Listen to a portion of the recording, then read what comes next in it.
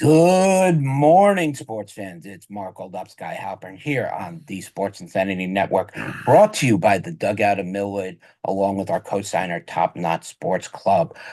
Let me tell you, we got an interesting show. Want to give a big shout out to Sweep the League, Rudy Campos, Gio. We know you're watching. Thank you very much for all the fun publicity. You want to watch a great streaming podcast, check out Sweep the League. You can see them on their YouTube channel or Facebook. Now, if I were to lead this thing, we'd be here all day. So we're going to give it over to the right guy to control it. Watching, thank you. Mike, the show is yours, but also remember, we have a special guest returning, so make sure you talk about him a little bit. I refuse to give that person any sort of decent intro because they only show up when they want to. But good morning, ladies and gentlemen. Welcome into the season predictions episode of the Batter Up podcast slash live stream. I am Mike Rifkin, joined by the old ops guy, Danny Boy Reginald, and the Patchman decided to, surprise us with his presence. Patchy, I'm only going to say this to you because I don't think Mark and Dan understand. When you entered the room, it felt like when the lights would go out at an old wrestling show and the Undertaker would just randomly appear. That's right. I'm the Undertaker right now. I am back for my one-off appearance as Brock Lesnar would do when he was Universal Champion for 600 plus days, it seemed, and just make an appearance when I feel like it before I go on vacation again. So, Also, Brock, if you're coming back, bring back the tractor. you That's want what the world wants. All right. All right. We are T minus 4 days away from opening day in Major League Baseball. Today, we will go over our predictions of who wins each division, who wins the individual awards, and who will be the 2024 World Series champion. Um, we'll go from there. But we did have some news break over the week. We had a couple of free agent things, but I'm kind of going to mess with the order because I think there's a bigger story than the signings. And that story is the Los Angeles Dodgers fired Shohei Ohtani's interpreter due to gambling issues for which they saw. Now, we cannot trace everything back to Shohei Ohtani, but Mark, Major League Baseball is investigating this, and we know it won't be done for like 3 years, but that's a whole nother conversation. Uh, this is not the publicity the Los Angeles Dodgers needed right now, especially after the dreadful start of Yamamoto. This is going to go on, like Mike said. ESPN has broken also that MLB is investigating this matter. And it's important to look closely at this because right now it was the interpreter. He has said he's the one who asked Shohei Ohtani to pay the bill. That's the problem, is that Shohei Ohtani transferred the money himself, and that's what they're looking at to see if this counts as paying into illegal bookmaking.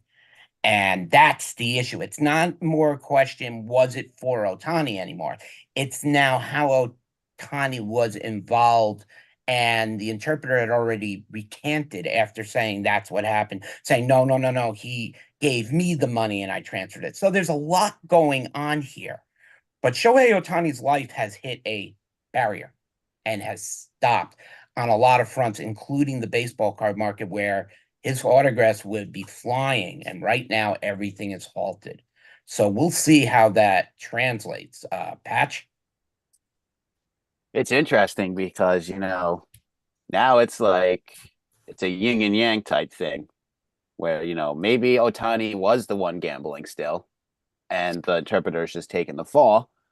But also maybe the interpreter is just taking the money that Ohtani's giving him for paying off the sports back. But in a sense, Otani has to face some sort of consequence because you're technically still paying, I guess, the illegal betting off for your interpreter to cover his butt for losing the money.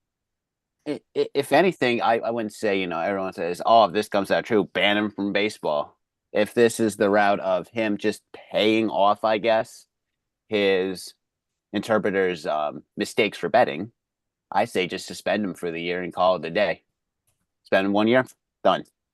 Just kind of like what, even though it's a different type of suspension, like when Yelich went through, Christian Yelich went through his suspension with Pets. He owned up to it. He made the mistake. He paid the year off, and now he's back on the rise. So this is just a yin and yang type thing right now with Otani because at some point he has to face a consequence. So, Dan, before I get you in here, I do want this came out last night per Sam Blum. In the Angels media guide, Ippy Mizhara, who was the interpreter, claimed he graduated from UC Riverside in 2007. The school has no record that this happened. So this story keeps getting weirder and a little bit weirder, Dan. I have a really bad feeling that Shohei's involved somehow. I really do have a bad feeling. I explained this with Bill Murphy the other day when we were taping SIP. That will be released soon, so stay tuned for that. We talked a lot about the Shohei stuff, and I was even like looking at Bill, and I was explaining to him, how the hell does Shohei Ohtani lose $4.5 million and he does not know? Like, that's a lot of money, and I know Shohei has a ton of it, and he'll be a billionaire and he'll be all that stuff, whatever. There is no way in hell this man can lose $4.5 million and not know about it. Whether it was $4.5 million over time or whether it was one big wire transfer. I know they had said that it was several wire transfers to this bookmaker. But there's just no way. So I have a really queasy feeling in my stomach, and that's not okay. This is not okay for Shohei. Hopefully I'm wrong because I love Shohei. I'm a huge fan of his, and I want, I want the sport to be clean. But the more details that come about, and the fact that baseball is now investigating this, it does not ring well in my insides right now. I'm like really terrified that Shohei is more involved than he says he is. And not only that, but I feel like the Dodgers somehow knew as well. I don't know to what extent, but they fired that guy really quick. It wasn't like we'll just wait, see what the investigation says, and then make the decision. No, they canned his ass. So, just saying. And then, of course, the interpreter. I mean, that guy's a fucking moron. Excuse my language. That guy's a moron. And, for lying, one. And two, why would you and Shohei get mixed up in this gambling guy who is, under federal investigation? That's another big thing. The guy that they were working with is under investigation. I'm trying to be careful not to place the blame on Shohei yet until after the investigation, but it's really hard when millions of dollars just all of a sudden go missing and Shohei has no idea about it. I call BS. I'm sorry. There's just no way in hell that I believe that. Because the bank would at least have to call him for that too. Hey, why is all this money going out of your account? Oh, and that's a great point, Patch, is that when you're talking about, we're not talking about $45,000. We're not talking about 400. We're talking $4.5 million. There is no way that type of money can be signed out unless Shohei Ohtani gave power of attorney. And I'm sorry, in this day and age, when you're deferred until your grandkids are born, you're not signing power of attorney unless you are on your deathbed. So something there also rings in true, Patch. I remember I spent $100 one time at the Football Hall of Fame for the first time, and I had a debit card, and the bank called me. Hey, did you spend $100 here? Yeah, I did.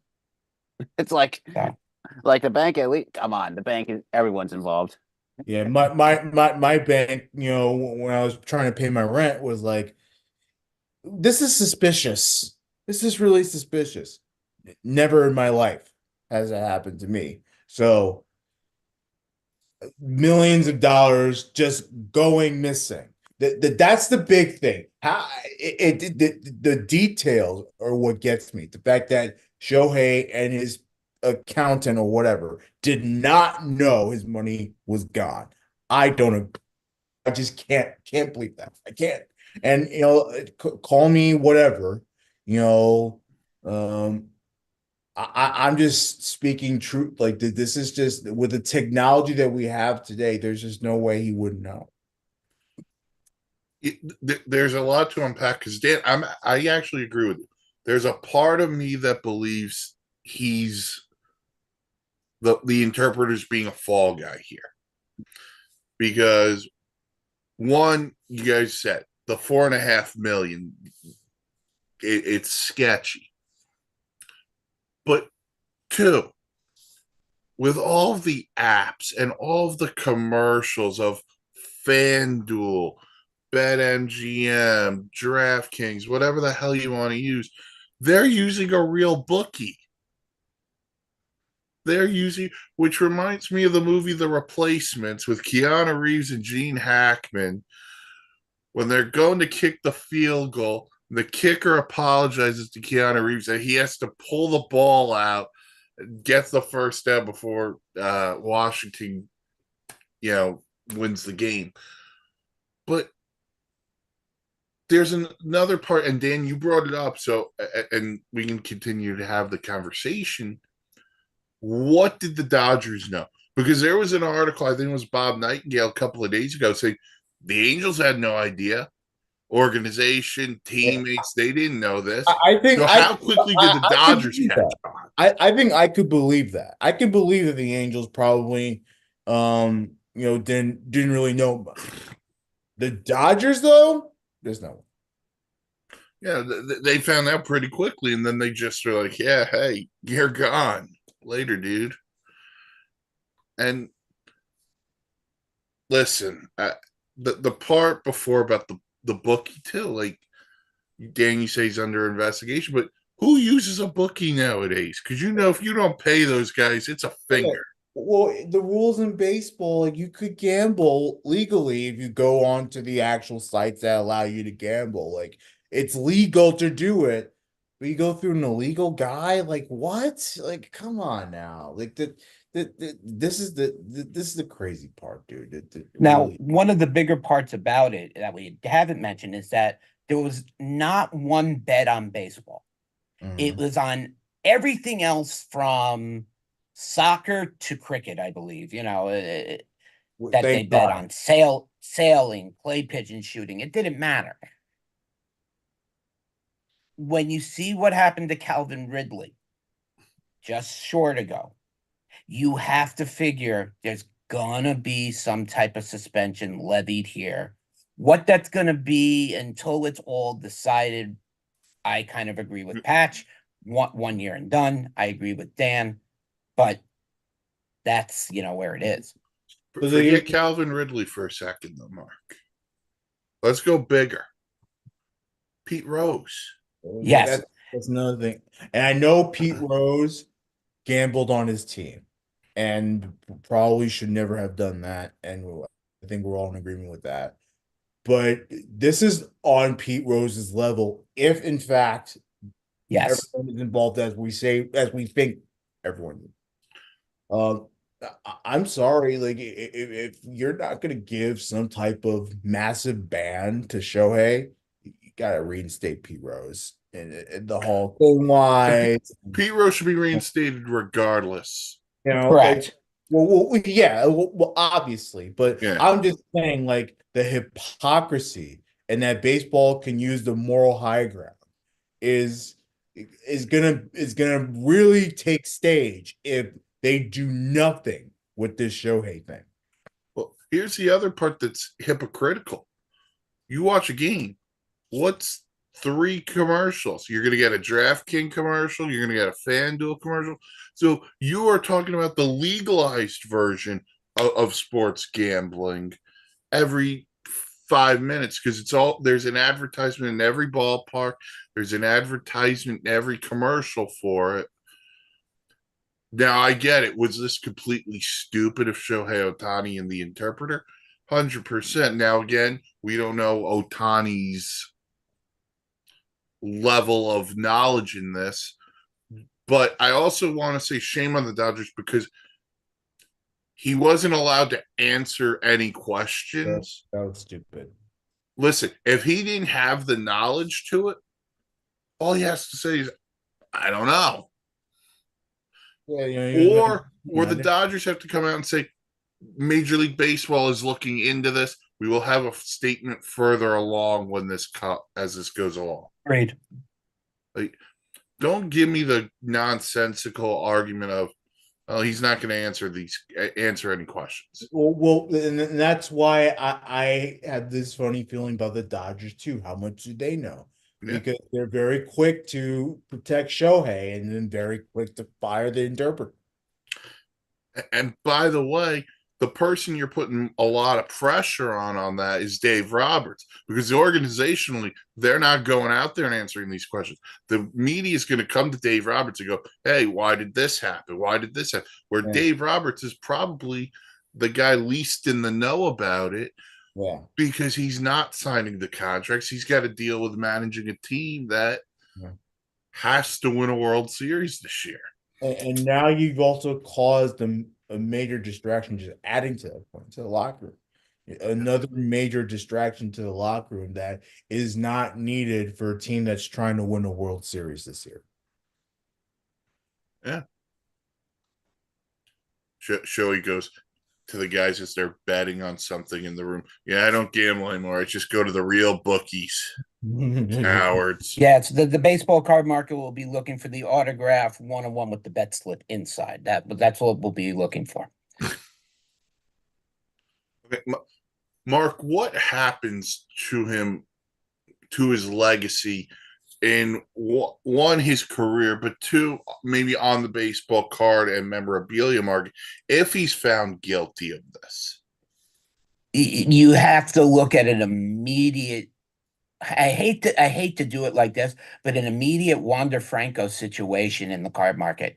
You sell fast and get rid of what you can because there is no chance for value of him going up. And that's sad to say when you see somebody with his talent and his career, probably to be the best baseball player to ever step on a diamond.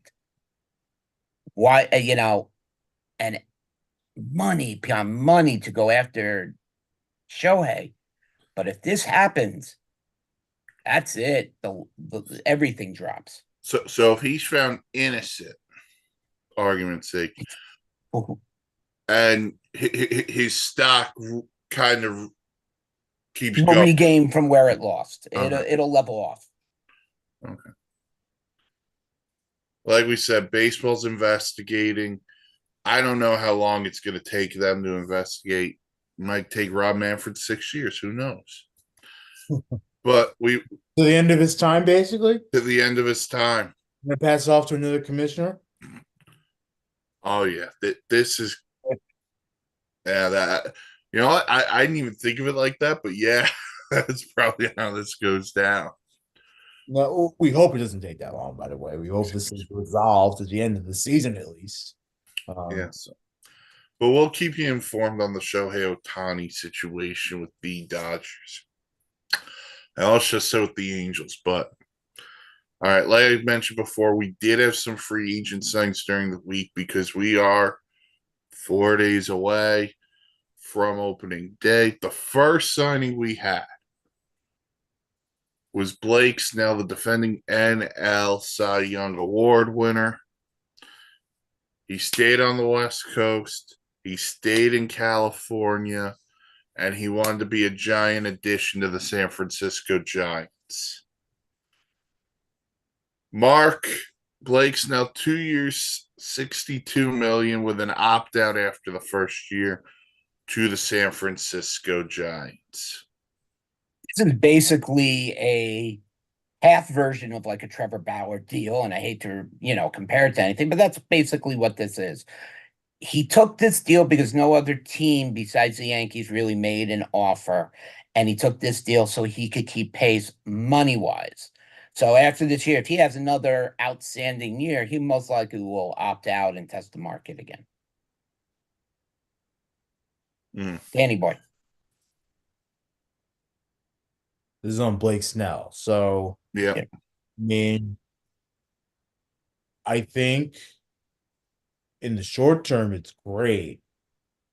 But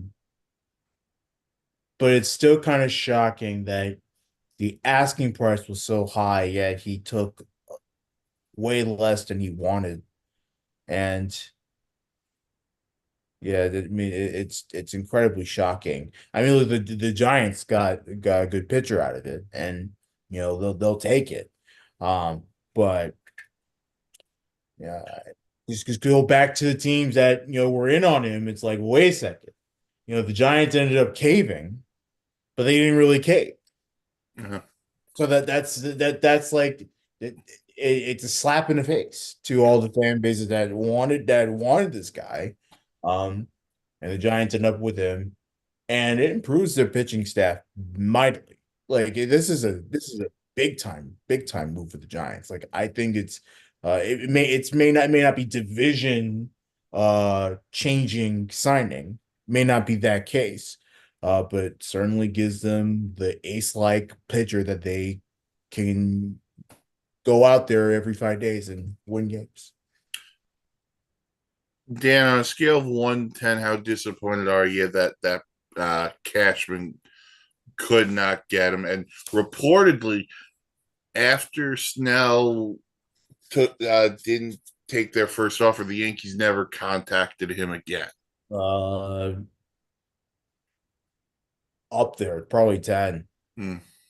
And I get it. I would understand if the Yankees made another offer, like they really pursued him and he still went to the Giants. Okay, fine. He maybe likes the West Coast better. Maybe he just didn't like the New York, all that stuff. But to not renegotiate, stunning. It's stunning. I know they were in on him several times. They had several conversations with Blake Snell trying to get a deal done. Didn't work out.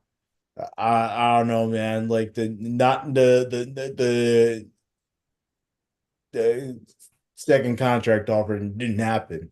Stunning. I'm not very happy about it. But at the same time, I get it. The Yankees don't want to look. The new way of things in the Bronx is you overspend on people that you think will definitely have an impact on your franchise and hold back on those that you're iffy about. And the Yankees were not shy in saying they were iffy about Blake Snell, even though they were highly in on it. Patch Blake Snell to the Giants.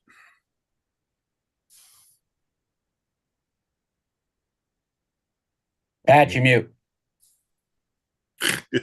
Well, when you've been off for a while, sometimes you forget to unmute yourself because you're eating a bagel. Good addition for the Giants, helps them beef up their pitching staff. It helps them, in a sense, to have a chance at a wild card spot.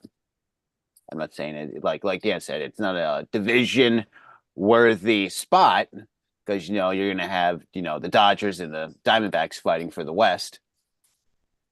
But then again, what happens with the Dodgers and Ohtani can kind of derail that situation, then it could just be Arizona's time to shine. In a sense, the Yankees should have gotten Snell because with the what if with Garrett Cole right now is kind of putting the Yankees. It's kind of like, all right, the Yankees are like, they could be now less than the middle of the pack if Garrett Cole gets shut down even longer because this injury, they say it's not season ending, but they're taking their time with this one and they're going to reevaluate him in a couple weeks. And then it's going to be like, all right, maybe Garrett Cole's done. And then the Yankees are looking foolish for not getting Snell. So it's good for the Giants right now. It's just that, the Yankees fumbled this one. They should have gotten him because they need to beef up their rotation too. Not just rely on Garrett Cole and then, play the hodgepodge of pitchers, the rest of them that they have. I mean, you're putting a lot of pressure, in the Yankee standpoint on a Nestor Cortez, a Marcus Stroman, both guys who have never been top of the line rotation guys. At best, Stroman is middle of the rotation, maybe back end of the rotation on a really good pitching staff. Like you're putting a lot of pressure on those guys to deliver big time starts, and while they can do it, if you have Blake Snell at the top of your rotation, it probably fares better. So I don't know. The big thing is that Montgomery's still in play. We're gonna get there. Okay, We're gonna get there. but I'm just saying in general. Yeah. Oh yeah. It's not too late, but very, very, very unhappy with the Yankees right now for staying quiet. Well, here would be the question on Montgomery. How long would he need to ramp it up? Because we saw who the Mets just signed, and he's going to stay back for at least 10 days so he can ramp up his bat speed. And we'll get into that in a second. So, how long would Jordan Montgomery going to need? That would be a very interesting question on why he's held him out, why he's held himself out so long. But it doesn't matter because you still get a top of the line pitcher. I get it. My point is this: is he going to break camp with you? Is he going to have to stay back in the minor leagues for a couple of weeks? Well, if you have to put him in AAA, if he has to go to Scranton Wilkes-Barre, that's fine. Like I'll send him to Scranton Wilkes-Barre. I don't care. The Yankees need a starter. They need a big time top rotation starter. Montgomery has been that for them before. So why can't they do that again? Because they're bringing back Andy Pettit. Hot Mike, quick question to all four. Who has the better rotation, the Mets or the Yankees? Starting off with Patch. I mean, with Garrett Cole on the shelf right now, it's the Mets. Dan. What happened? Sorry, I got a text message. Sorry. Hot Mike, right now, who has the better rotation, the Mets or the Yankees? Yankees. Mike. Yeah. It's the Yankees, but it's closer than you think. Well, the difference is the fact that Kodai Senga. Yeah. If Senga was healthy entering opening day, it'd actually be the Mets. Yeah. But Stroman's more of a known commodity than anything in the Met rotation. I think I'm banking on Carlos Rodon bouncing back, although I'm really not confident in that. But at the moment, by a hair, it's the Yankees. Okay, now back to our regularly scheduled program. But back to the Snell thing, to me, and this is why I love it. When the Padres went out and got Dylan Cease, then the rotation is Dylan Cease, Darvish, Musgrove. The Dodgers, you got Yamamoto, Glass now, and eventually Ferris Bueller's coming back along with Clayton Kershaw and Carrot Top. The Giants had Logan Webb. outside of Logan Webb, the best Giant pitcher is the ghost of Tim Lincecum. Yeah. So I mean, and his the poor elbow. Giants needed this. Yeah, no, it definitely it betters the rotation. And look, I don't know the Giants. Look, they're probably not going to get the same production out of their starting pitchers, minus Webb and Snell, but it makes them instantly better. They're more credible, and they can actually contend in the National League. Yeah. All right. And then, as I said before, the Mets did make a sign. They signed JD Martinez 1 year, $12 million. It was announced yesterday by the team. He'll stay back in Florida. He'll be optioned so he can ramp up his bat. Yeah. So Mark and David Stearns just announced Mark Vientos did not make the opening day roster. So Mark, JD Martinez in. What are the thoughts? Well, I think the Mets have probably more options with Mark Vientos than a lot of people know. Look, Vientos is 24 years old. He's got talent, or he wouldn't be at the level he is. But his defense is lacking. Maybe he'll be a long-time DH somewhere. But JD Martinez is a true class act, because when he got to Mets camp, he went and talked to Mark Vientos, because the moment Martinez stepped out there, Vientos knew his spot was gone. But Martinez took him to his side, took him out, and just made sure he understood that his career isn't over. He's got time. He's a young pup. Whether he does it here in New York or another team, or like Martinez pointed out, he hasn't been with one team his entire career. He said, I've moved around: Houston, Detroit, Boston, LA, now New York. All the hated franchises. I've been on them all. So it's really a great signing for the Mets. Mark Vientos did not make the opening day roster. I believe the Mets will try shopping him throughout the year, as I believe they have plans to pick up another third baseman, maybe, or just use Joey Wendell and Brett Beatty as the 2 at third. Dan, anything on JD Martinez to the Mets? I was kind of worried they weren't going to sign him, because I mean, first of all, they need DH, and secondly, a veteran like JD Martinez, is going to hit bombs. And I know he's on the much older side now, but you still know you're going to get that home run production out of him.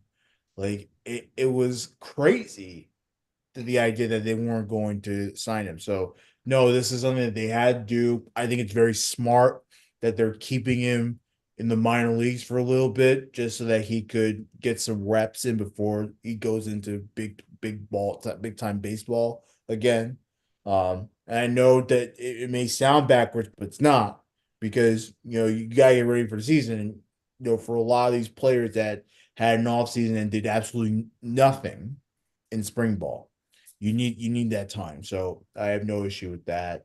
But the Mets, they need the veteran presence. They need someone who's been in the playoffs, need someone who can be a world champion. They need someone that can inspire the team. I mean, especially after last season where they were uninspired, even though Verlander went out there and kicked ass. The team was uninspired. So someone to compliment Pete Alonso in his 40 hundreds, now you have that guy. So it's a great signing by them. Again, 1 year deal. You're not asking to be here for 5 years. You're only asking to be here 1 year. And look, it's not risky either. You know what you're getting out of him. You know what you're getting out of Martinez. Smart idea. I love it. Patch. You got a little emotion there, my friend? You got a little choked up? All choked up, ready All for choked. more. You're all choked up, and all right, no comment on that one. It's a good signing for the Mets, the Mets have, slowly started to get themselves out of the little brother baseball team of New York and try to Shout become out the the Brooklyn Dodgers for it. shout out to the Dodgers. The Mets, have been, we'll keep the theme of New York City, the stock market. They rise, they fall. They rise, they fall, flatline, fall, fall, fall, fall, and then start to Was this uprise again. trading places, the stock market? Yeah, it's like, that the Mets, it, not the fact that Cohen's not going to spend money, but he's trying to bring the resurgence of the Mets back. Bring back the 80s of the Mets when they won the World Series, 2000 when they made the World Series, even in 2015 when they made the World Series. Like they're trying to find that magic again. And we thought we saw it last year. It didn't happen. The Mets just got lost in the shuffle. Injuries kind of killed them, and then the Mets just kind of flatlined. So, adding someone like Martinez is hopefully gonna bring a little juice to the Mets and hopefully bring them, into a wild card spot this year. Because, it's the Braves and the Phillies in that shuffle. The Marlins have a shot at the wild card, and I'm not giving my team any shot right now. We're still rebuilding, and as a Nats fan, I'm fine with rebuilding. I had my moment in 2019, so I'm happy right now. So the Nats can do whatever. I'll still love them, but the Mets can be in a wild card picture this year if the cards fall right. The few things that it shows a couple of things, and this is where I'm going to give Steve Cohen and David Stern some credit. They said they weren't punting on this year and waiting for next year. This signing proves they were not going to punt on this year. But for the first time, and Dan, you mentioned it, they have an actual protection for Pete Alonso. In years past, you're seeing Jeff McNeil hit fourth or fifth. That's not a spot where I love Jeff McNeil. So now you get a real guy who can hit 30 and 100. But the other thing, and this is the part, Mark, where I get conspiracy theorist a little bit. Scott Boras is the guy who represents JD Martinez. Scott Boras also happens to represent Pete Alonso. I think there's a little bit of, hey, we'll give your guy $12.5 million for this year in JD Martinez. You're going to have to help us a little bit on the Pete negotiation. And I do think there's some backdoor shuffling of where a deal comes through there. Again, that's just a conspiracy theorist part of me. But I agree with it. I agree with it. And as I said, I believe the Pete deal is pretty much done.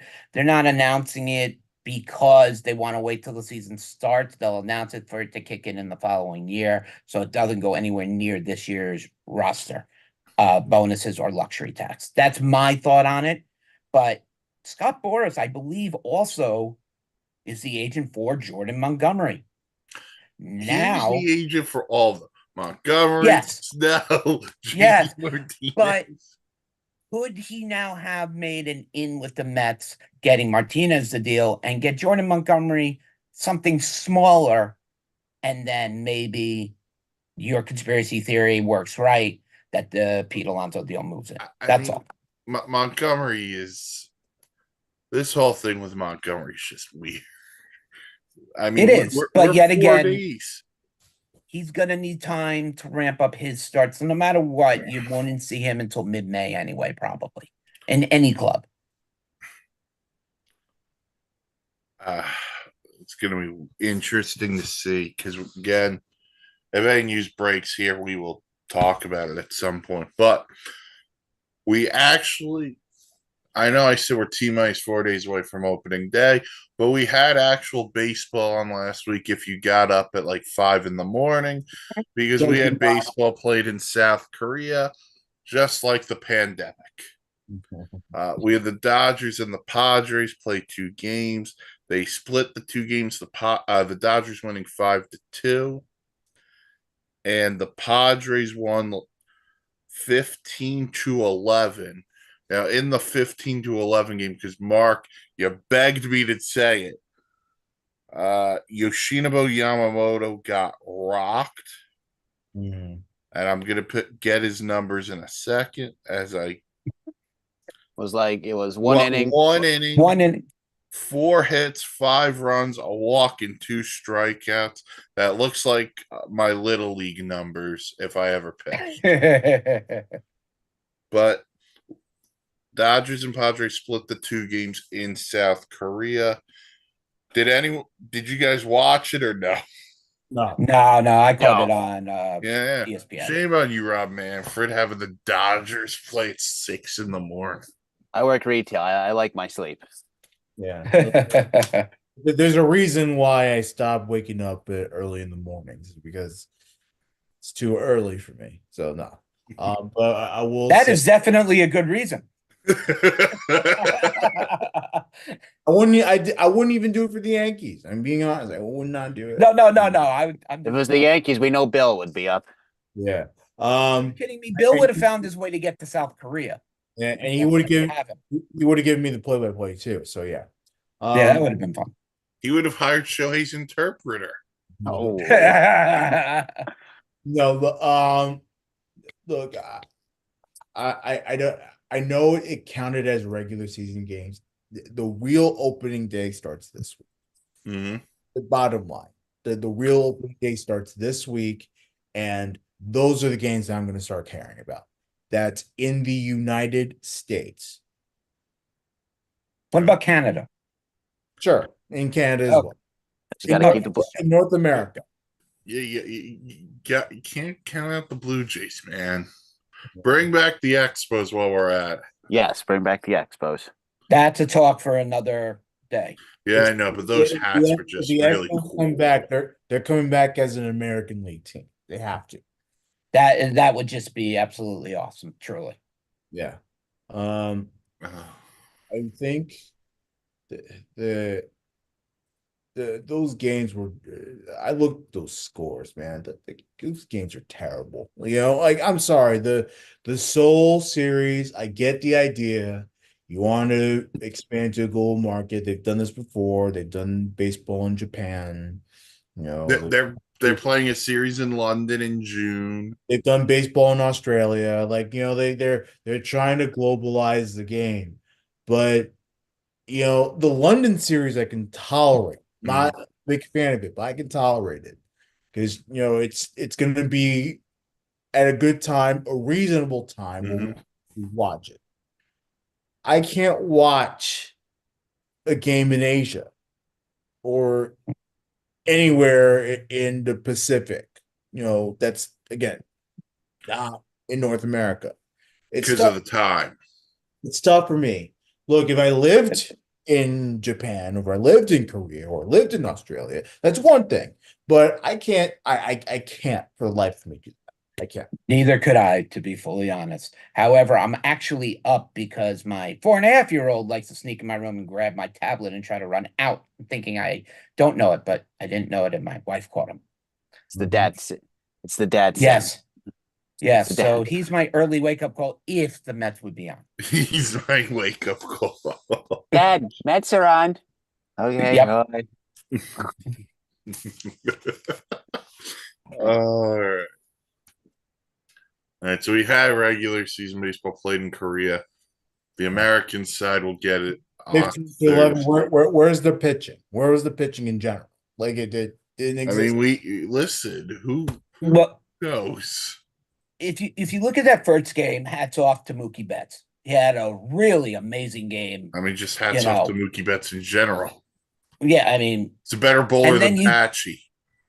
I would agree. And then you flip it to the next game, and you look at the players that San Diego has, and Bogart and Tatis and Machado, and they all stood up and represented. So I'm telling you, when they're going, it's a dangerous team. And I'm telling you, watch out for San Diego. They're healthy and they're stronger, and Cronenworth is going to have a much better year. Well, all right, let's open up the floor then. We're here. It's season predictions time.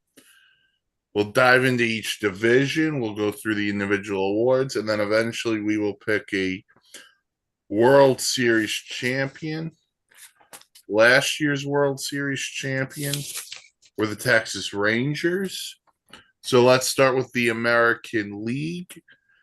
And Dan, let's start with the American League West. How do you see it playing out? The American League West. The thing is, I want to put stock on other teams that's not named the Astros or the Rangers. Very hard to do that Mm-hmm. because of the fact that the team is still together with the Astros. Yep. And look, experience matters in baseball. They may not, I don't know if they're gonna win, but my money's on the Astros. It has to be. Experience matters in baseball. Derek Jeter says it. Any World Series champion says it, especially Derek Jeter. Experience matters. If you know how to win, you will find ways to win, even if the Astros have a lackluster season, which, let's be honest, is not going to be much of a lackluster season. I think the Astros find a way to do it.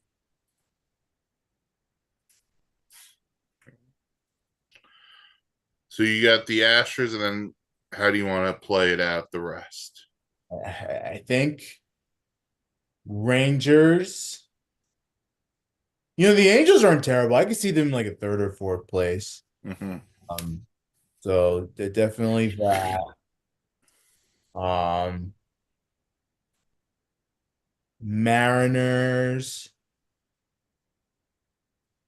Yeah. I don't know where I put them, to be honest with you. A's are last. I mean, they don't even have a home right now.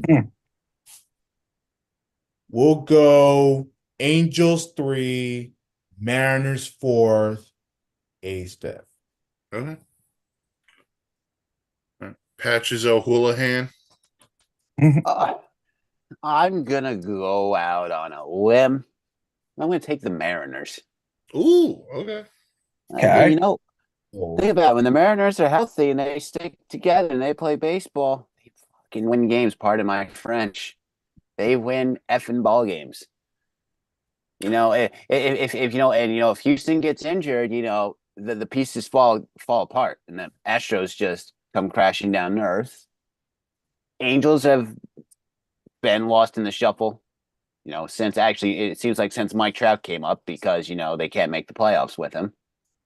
And Mike Trout wants to win a World Series for the Angels, so you got, and then yes, the Texas Rangers defending World Series champions, but how do we know this is not just a one-off, and they just crash and burn again? So it's gonna be interesting in the West, but I have the Mariners, but realistically, I can see either the Astros or the Rangers repeating or being the West champions. Okay, so give me an official order. Official order. Well, I'll go Mariners, Houston, Texas, LA, Oakland. All right, Mark, you Yeah. picking the A's? Yeah, right. Listening to what Dan and Patch had to say, I think they explained the great reasons, and not to copy and take off what they say. I can see Patch's solution happening. I can see Dan's solution happening. However, there's some part of me that thinks that Texas Rangers rotation is going to be there by the All-Star break. And I think the Rangers can be very competitive and keep within striking distance. So I have the Rangers actually winning the West, followed by, this is going to shock you, the Mariners. I think there's Houston falls out. Yes, experience does play, but there's something about that Houston team that bothers me. And it's not the smell of the garbage cans anymore. It's the fact that I think a lot of them want out because if you look at contract wise, Bregman is done this year, and then a slew of small things. That team is slowly going to dismantle. Jordan Alvarez is going to come due in a few years. So there's going to be a lot of right and rhyme season. But give me Texas, followed by Seattle, Houston, the poor Angels, and then the 58 win A's.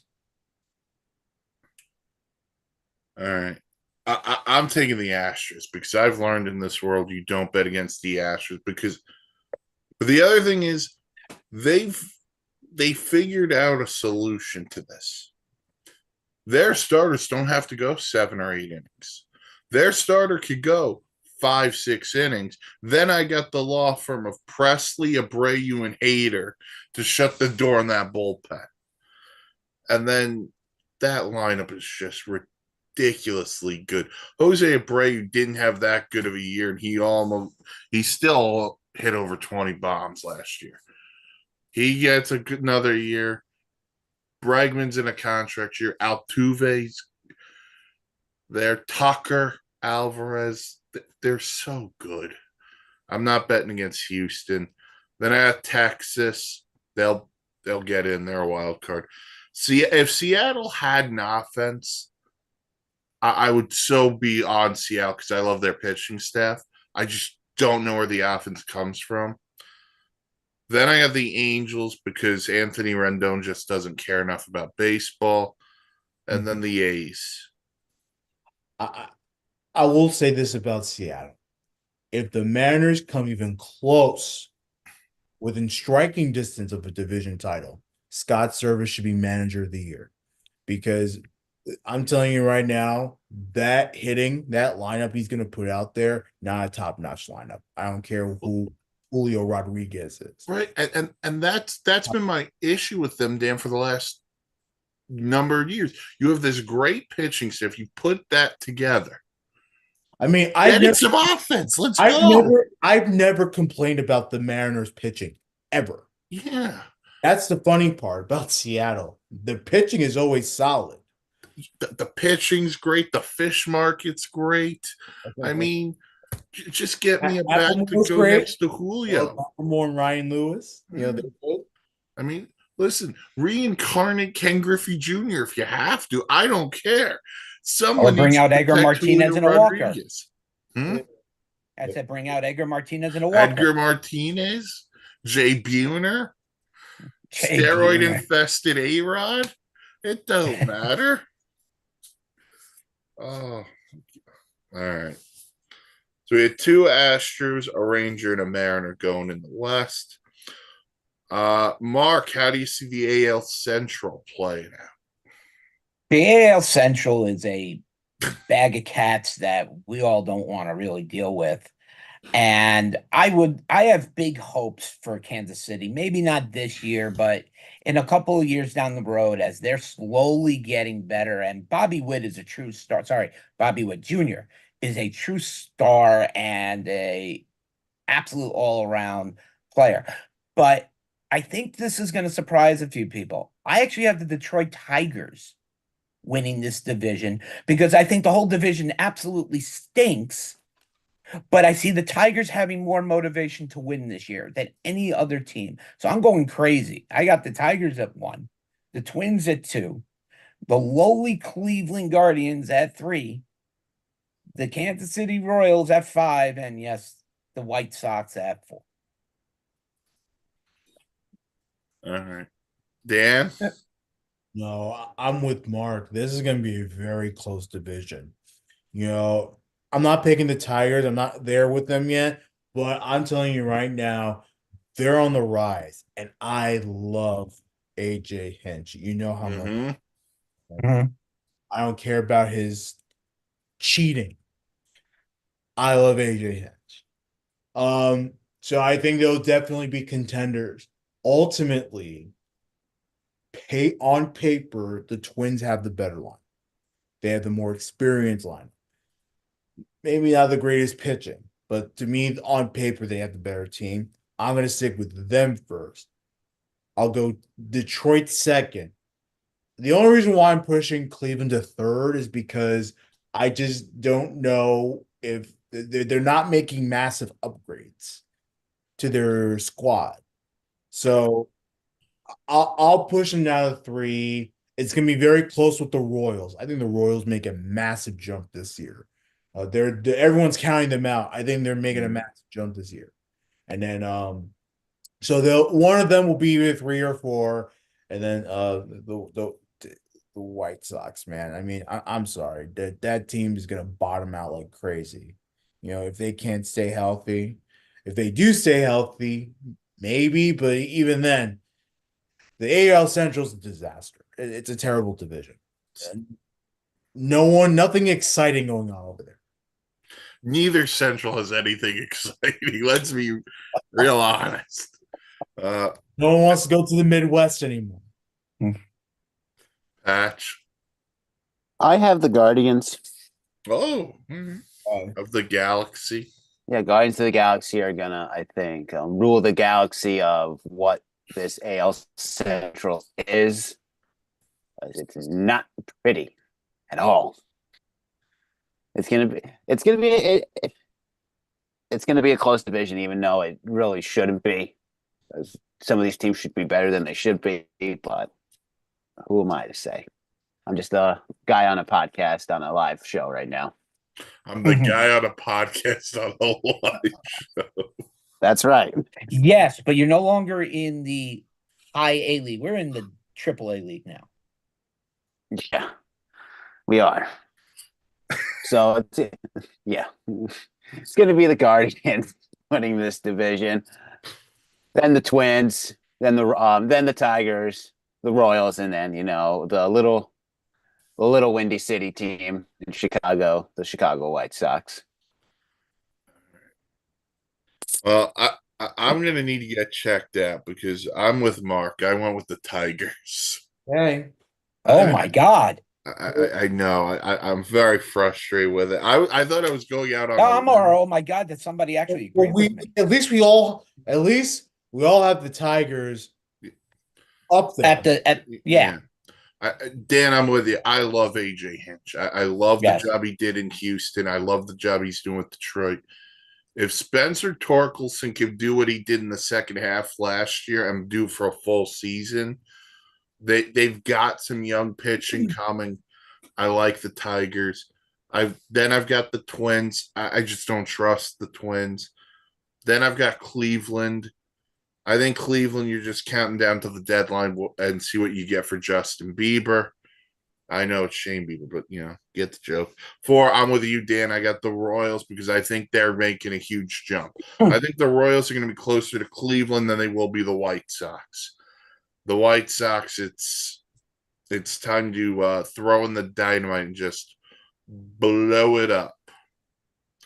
So Shame with the White Sox too, because they had a great freaking team, and they had it too. They were gonna go if it wasn't for the damn Astros. They were gonna go to the American League Championship year. Like, a few years ago? Can you believe that? Can you believe it's not butter? I can't believe it's not butter. Don't people forget about Javi Baez? Yeah. Don't forget about Javi Baez. That is irresponsible to do that. He's a good ball player. Look, shaky in Detroit because not living up to the contract. But don't forget about him. If you sleep on him, like he'll make you pay. And throw a pitch near him, he'll just swing through it. But yeah, he's a guy who needs a bounce back in the worst way. And he's had a rough spring training as well. But all right, AL East time now. Patch has left us due to us bothering him, or he needs to go see something. I don't know.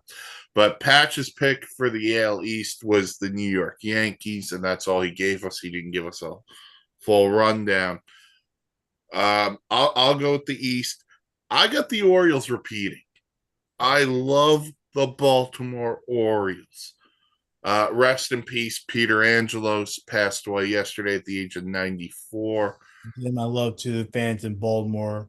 I know they didn't like the John Angelos, but they love. Yeah. So Um, uh, the thing I complained about for Baltimore last year was they didn't have a big game pitcher. Well, now they feel the Burns. The C in C Montgomery Burns is Corbin now because they get Corbin Burns. And listen, young team, ton of talent. Rutschman, Gunnar Henderson. Really disappointed Jackson Holiday didn't make the opening day roster, but he's coming. They got so much talent. Two, I'm putting the Yankees, but this hinges on one thing: Garrett Cole. Because if Garrett Cole is not healthy, I don't care if the Yankees score 8 runs a game; they're giving up 9. They need Garrett Cole. If Garrett Cole's not healthy, look out. they gave up the runs if the other pitchers don't pitch out. I'll explain in 3 minutes. Sorry. Yeah. No, you're good. Then I got the Toronto Blue Jays. I had high hopes last year. They kind of, flip flop a lot last year. I think this year they hit their stride. Then I got the Rays because they got so many pitching injuries. And then I got the Red Sox. And because the Red Sox didn't do anything that makes me say, yeah, the Red Sox are back. But I'm going Baltimore, Yankee, Blue Jay, Ray, Red Sox. That's how I got the East mark. How do you see it? To not upset Dan more, but I'm also with Baltimore at the 1 here because this team, mind you, yes, they sent down, young players who got a chance to shine a little bit in spring training. This is a loaded baseball team that is prepared for injury, that is prepared for pretty much almost any situation. The bring on of Corbin Burns, very, very big, which gives them the best team in the AL East. Now, in agreement with Mike, the Yankees are at the 2, and very close behind. And again, it hinges on what Mike said, Garrett Cole.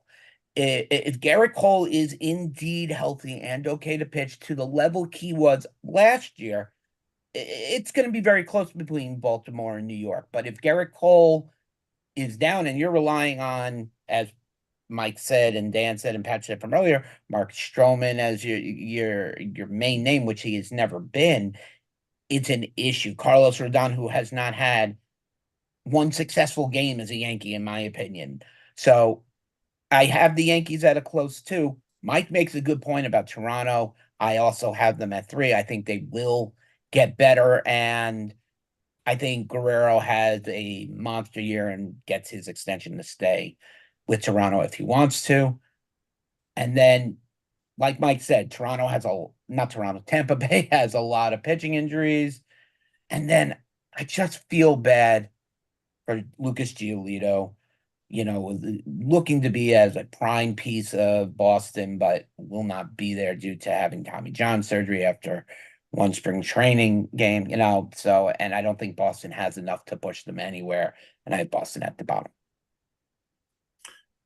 Dan? I mean, we are all in agreement. The Baltimore Orioles are going to win this division.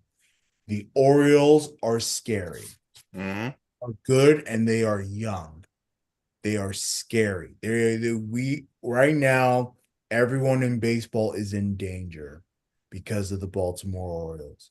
The fact that they are as young as they are and as good as they are, they just lost in the playoffs.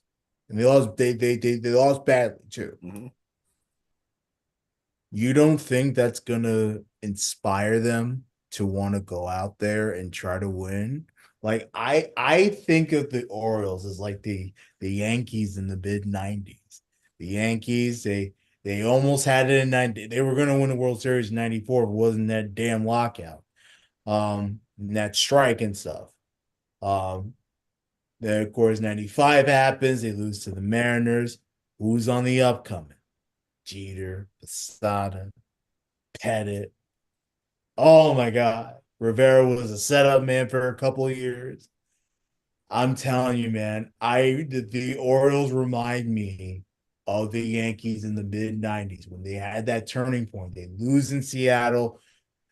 They have a really good young squad coming up, and they come up and they absolutely dominate, along with the veteran presence of many players. I'm telling you, the Orioles, that young team, they're gonna come out. They're gonna come out swinging. It's a dangerous time to be in baseball, especially if you're in the American League. Give me the Orioles. They'll repeat and they'll keep repeating. I'm putting the Yankees at second. And I know that that might be a stretch for me, but I'm just telling you right now, the Yankees have a damn good lineup. And the fact that Giancarlo Stanton lost weight just so he could try to stay healthy, um, definitely, definitely helps out. You're hoping that your big guns have better years than they did last year. You're hoping that Judd stays healthy. So that's there's a lot of things that come out. If all that happens, Yankees at 2 is a safe bet. Blue Jays at 3, they're not ready yet, but they're gonna compete. They're gonna compete well. The Rays, they'll do some Houdini act and they'll somehow stay in the American League playoff race. Despite all the crappy injuries and despite losing players. And then the Red Sox are dead last. I mean, the Red Sox are they're a boring team. They are a Nicely boring said. ass team. I got nothing to say other than that. They're Rafael Devers and friends at this point. That's my thing on them. Like, go out there and do something, and they just shrugged their shoulders and didn't do anything off season. So, all right, so we're all on the same page in the AL East. What about the AL awards, Mark? Who's your AL MVP? My AL MVP. Wow. Okay, so my AL MVP, believe it or not, and I don't think he's gonna that the team will not be relevant. And I'm gonna do it. I think it's going to be the one and only number 27, who's going to have a resurgent year, hit over 300, over 330 home runs, over 100 RBIs. Michael Trout. Wow. Okay. How many? All right, let me set the over under. Games played at 130, over under. Over. That's Okay. a stretch. I mean, I don't know if I would go that. And it It absolutely is a stretch, is a but I stretch. love it. But the whole weight of that franchise is on him right now. It's on a And fish. that bum Anthony Rendon. Please, Anthony Rendon doesn't even care about picking up a helmet right now. Right. But he cares about So getting paid. Mike Trout's going to is going to show why he's the best in baseball once again. Okay. Listen, I love it. Give me more Mike Trout. Dan, for you, who's your AL MVP? I got my boy Julio Rodriguez, baby. Huh? And believe me, he'll be the MVP of the Mariners, but he'll also be the MVP of the American League because he's going to take the American League by storm, baby. Let's go, Julio. He's going to hit 50 and 200 RBIs. Ooh. The 50, I can believe. I would love to see a 200 RBI player. Yeah, that would be awesome. That'd be very. By the way, you're a Julio Rodriguez fantasy owner. That would be big numbers. But by the way, for those of you that don't follow baseball, the 200 RBIs has never happened. That never happened. It'll never only will. over exaggeration. But no, definitely. Yeah. No, but I really think he can turn up this season. Okay. Like, I do believe that. He's going to drive in a lot of runs, and the Mariners are going to thank him for him because, they're not going to be relevant other than him. I'm going to keep the AL West theme going. I'm going to go Kyle Tucker, the Astros. I think he's a super underrated player, but he drives in 100 most years, 30 homer guy too. I know he hits behind Alvarez, and Alvarez is a stud. Give me Kyle Tucker because he also plays a great defensive right field. He's gonna take advantage of the right field in Yeah. Houston because he can pull the ball well and stuff. That's basically all he's good for, really. Yeah, he's a good It's hitter. just like playing right, just like being a left-handed hitter at Yankee Stadium. Cy All right. Mark Cy Young. Young Corbin Burns. I picked that from the moment he was traded. All right. I think he also eclipsed 20 wins. Oh, does he get near 30? No, no, I think he's gonna whether he lands on 20 or he's over. That's where I have Corbin Burns this year. All right. Dan? So for me, it's a tough one.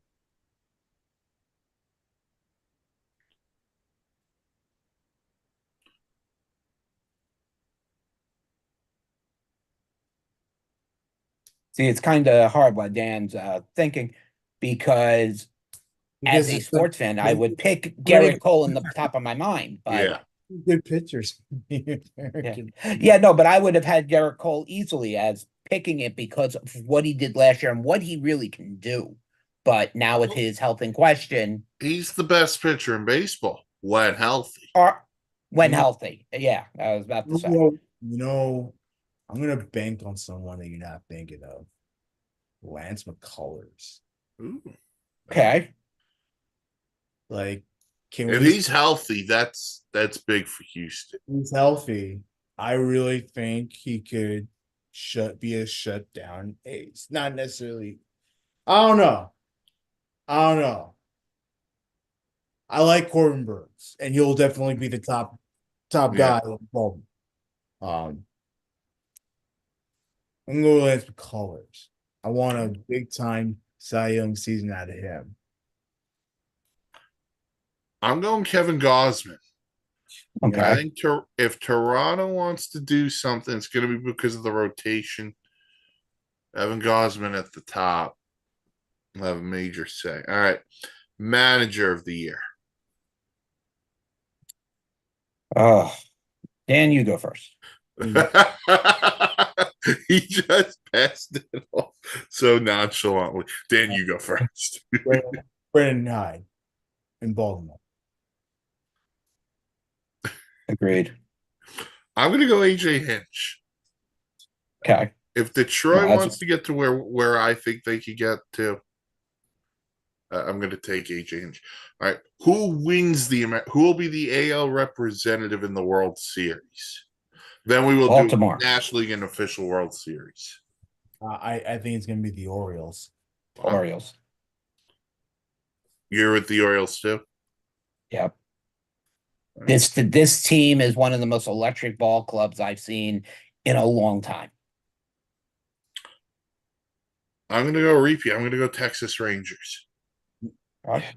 I have a really tough time with this. If the pitching staff can't stay healthy, the hitting's there.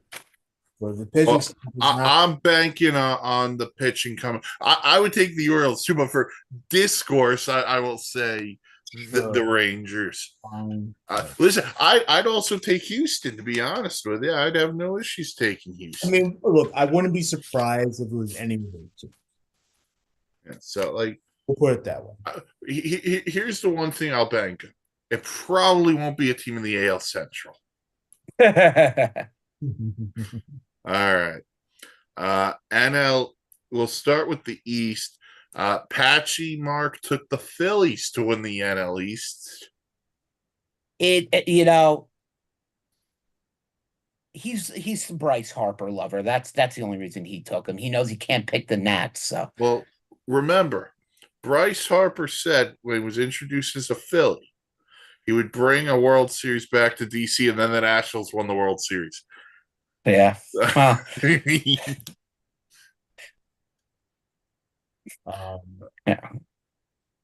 So you got the NL East, which is got to be one of the more competitive divisions in baseball. However, when you look at the team that the Atlanta Braves have, their rotation, their depth, their talent with it, with Acuna, just Acuna, Albies, Michael Harris.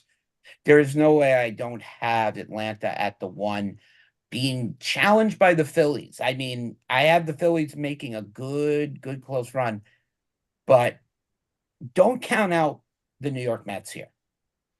The Mets are building a team. They have a lineup. They just don't have the pitching. But if the lineup can keep them in it and the pitching can just band-aid them a while, maybe trade deadline, the Mets do something to give them that bump and run. And I had the Mets at 3, followed by the good old boys, Miami Marlins at 4, and then, of course, the Washington Nationals with 10 wins at 5. With 10 wins. You have them winning less than the A's. Dan.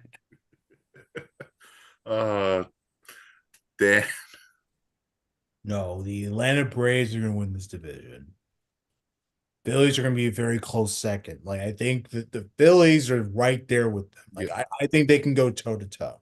But it'll be the Braves, it'll be the Phillies.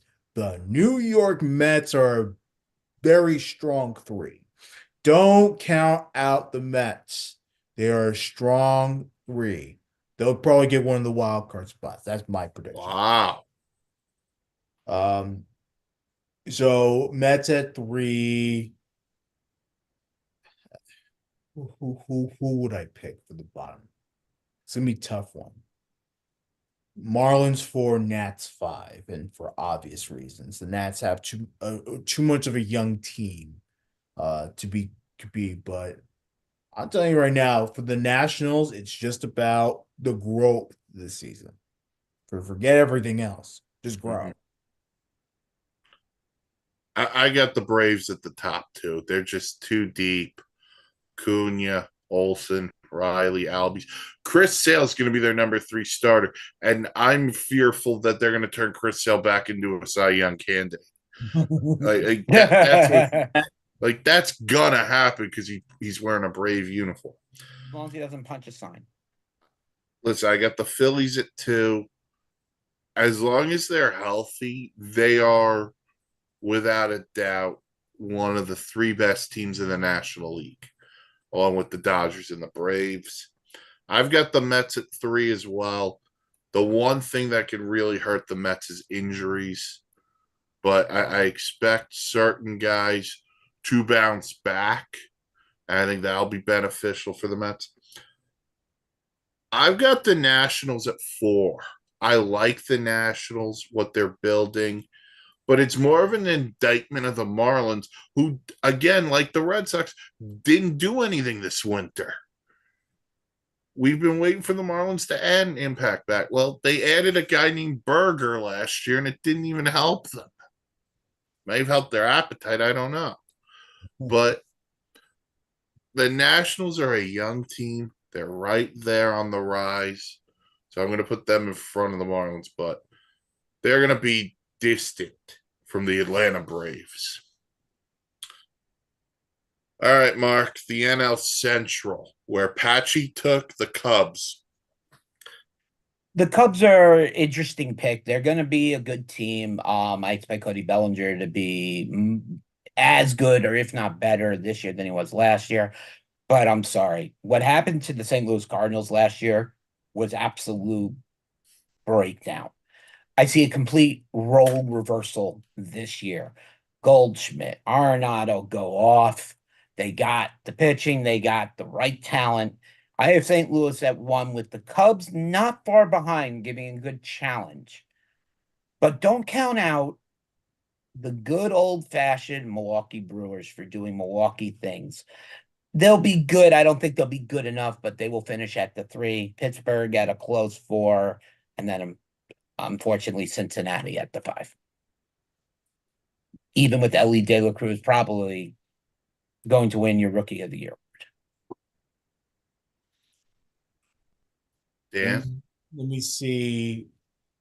I have Brewers 1, Cubs 2, Reds 3, Cardinals 4, and the Pirates 5. Pirates are going to be fifth. They're not favorites. But this is another division that's going to be very close. It's not going to be like, Yeah. oh, the Cubs or the Brewers or the Cardinals are going to pull away and it's going to be like a 20 game lead. No, it's not going to be like that. It'll probably be like a 5 games in between the top 3, in my opinion. I think the Reds turn it up this year too, man. I mean, I know the Reds have some of their issues with their players.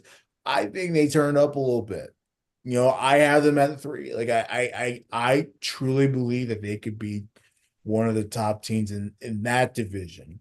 I'm kind of skeptical about the Cardinals because of the fact that they did not have a good season last year. I don't know how they're going to respond to that bad season.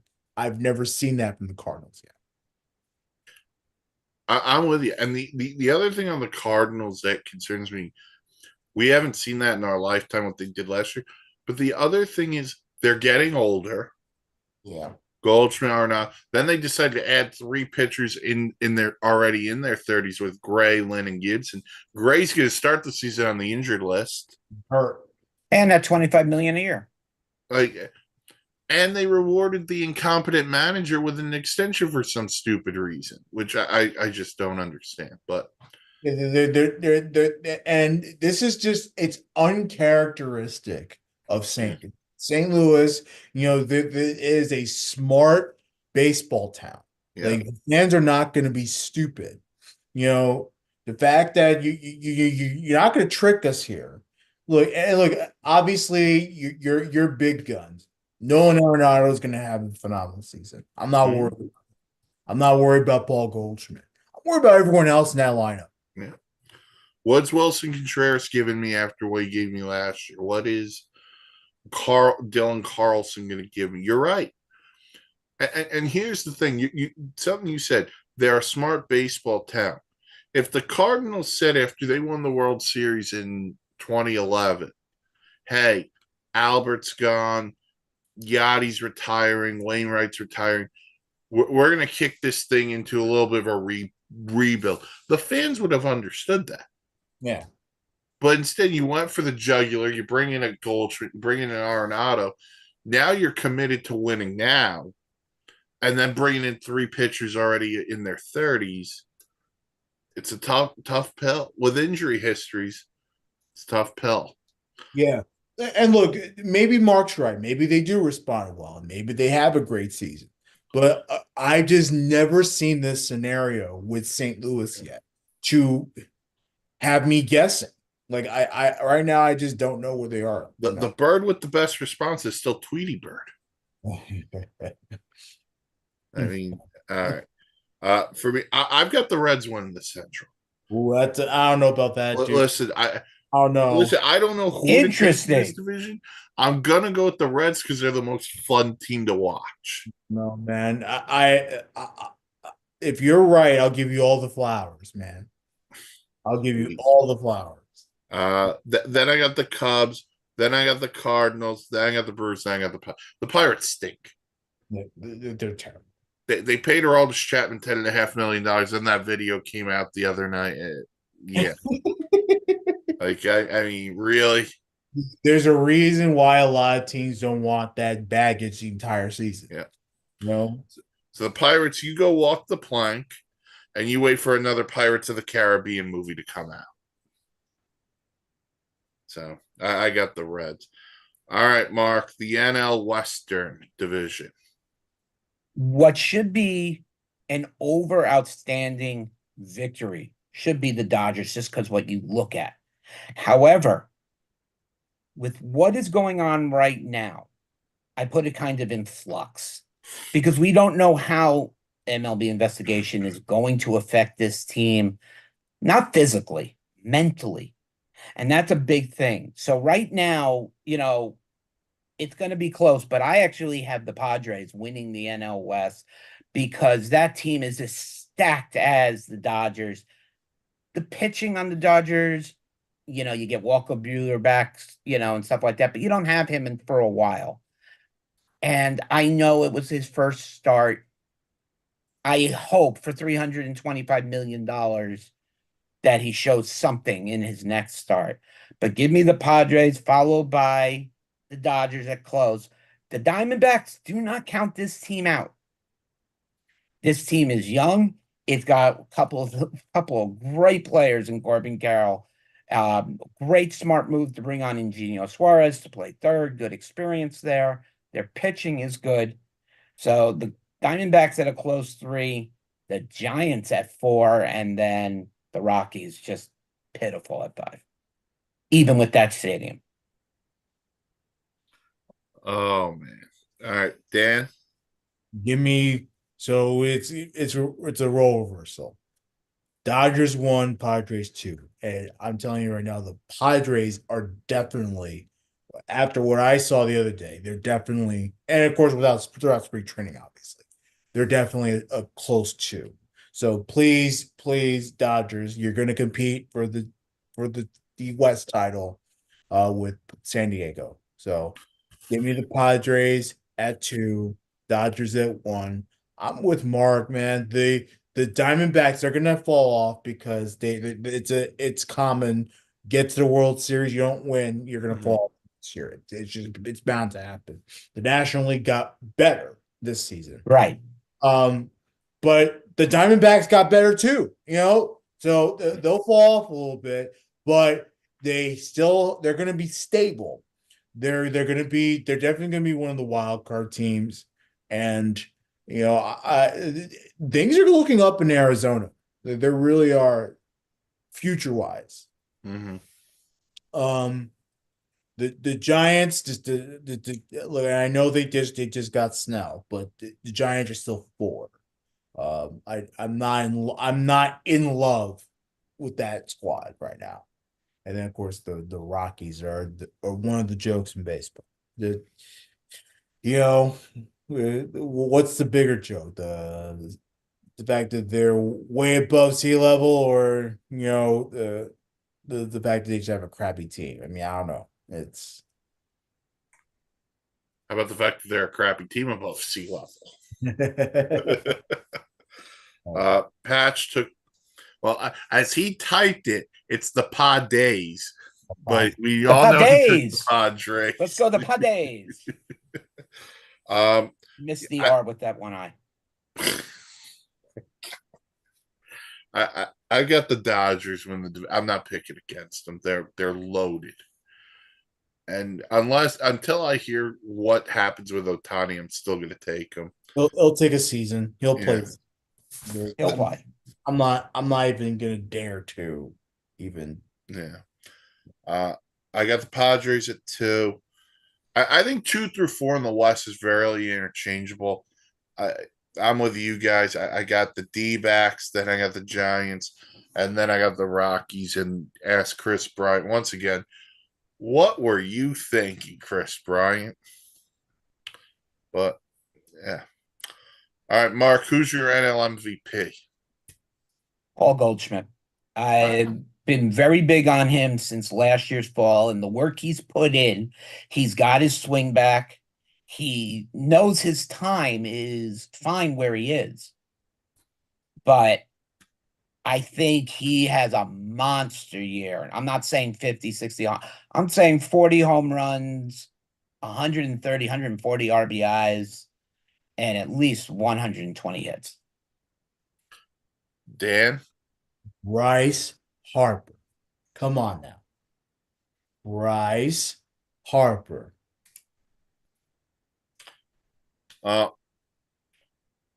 You guys seen the Blues Brothers? Oh, it's my favorite movie of all time. All right. You look So if you look up, there's a gold record of it right up there. So you know I used to be a soul man? I'm a free man. I like Freddie Freeman. I think with Ohtani in that lineup, Freddie Freeman's going to get more pitches to hitting in that 2 spot. And listen, Freddie Freeman's going to hit over 300 because Freddie Freeman hits over 300 every year. But I think Freddie Freeman's going to be your MVP. Dan, Cy Young. Cy Young for me.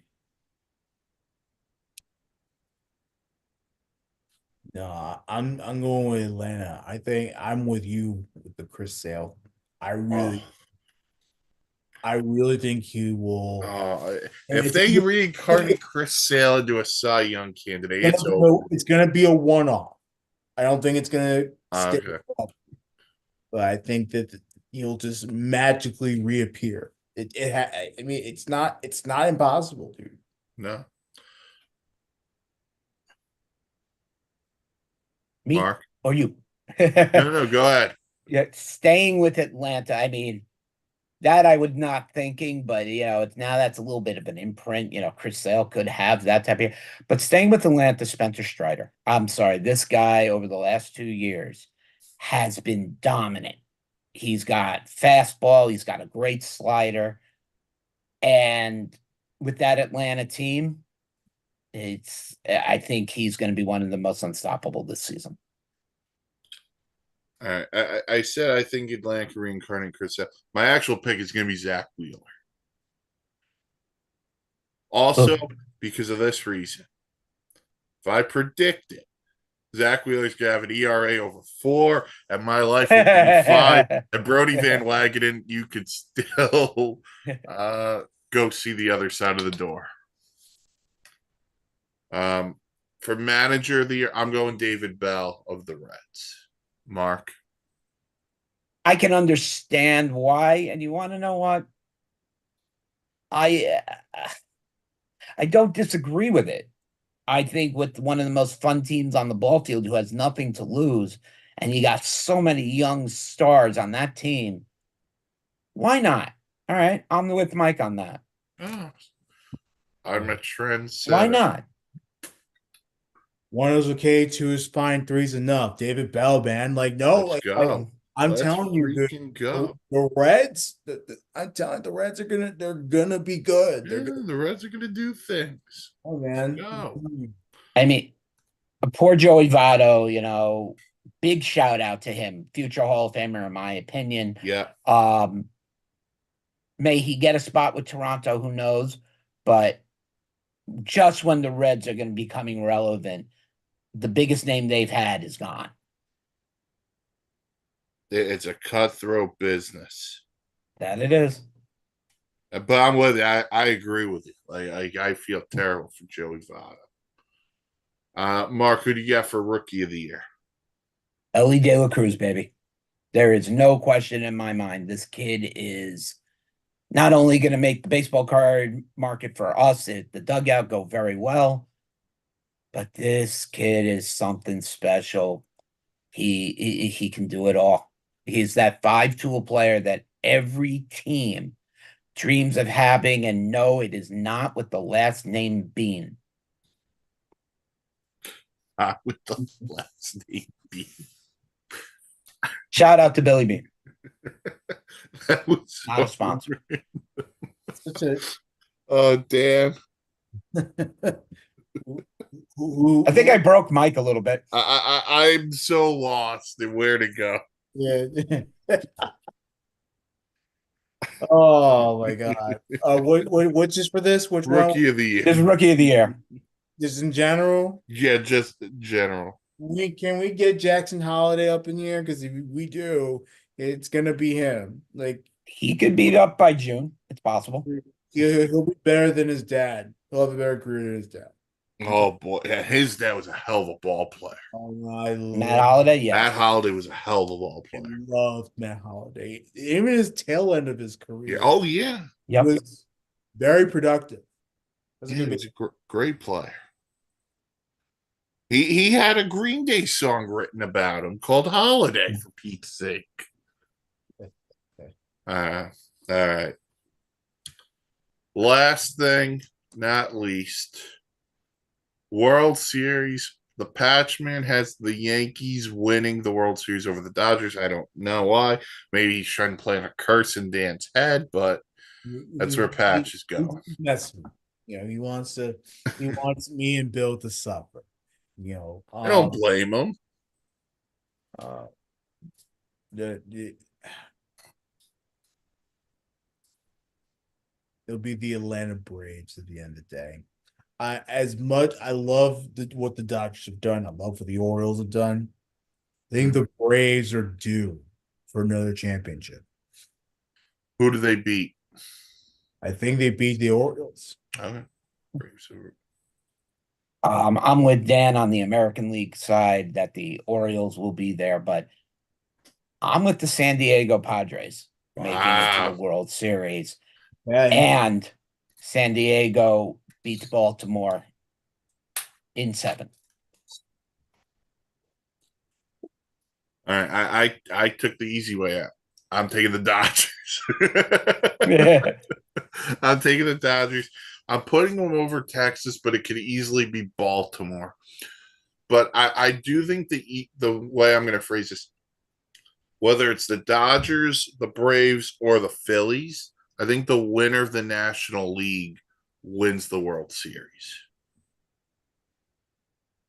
But everyone, get excited. Baseball is here. We'll be with you every Sunday. Talk about the week ahead. Enjoy it, man. Check out the podcast version of this wherever you get your podcast. Check out the website, www.thesportsinsanitynetwork.com for great blogs, vlogs, planes, trains, and automobiles. Mark, you got anything on the dugout you want to promote? The dugout of Millwood will be resurfacing a little bit more as hopefully we will be getting out to stores. Me and Charlotte will be visiting and wheeling and dealing as we might make our way to Ohio to see our co-signer, Anthony Kevin Millwood? Laparo. And no, Anthony Laparo, Justin Valentini, and John Silbuski at Top Notch Sports Club, the best for brakes and consignment. All right. You can follow us on the socials as well. On Twitter at S7Real. Also on Facebook. Top Notch is also on Facebook, correct? Yes, they are. Top Notch All is right. on Facebook and also now on Fanatics Live. Oh, nice. All right. Until next week, for the old outs guy, for Danny Boy Reginald, I'm Mike Rifkin. Enjoy opening weekend, everybody. Opening week. Oh, yeah, opening weekend. It starts Thursday. All right.